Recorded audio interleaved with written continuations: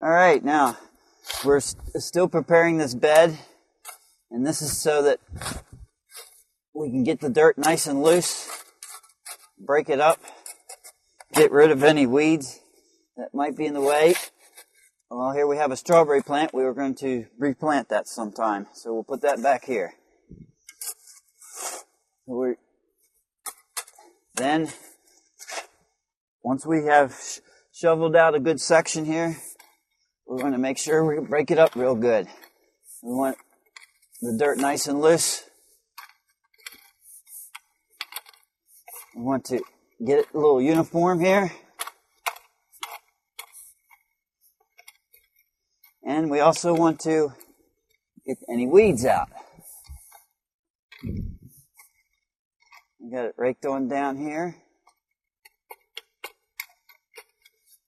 And we'll pick a few of these weeds out, and of course any rocks that we might find.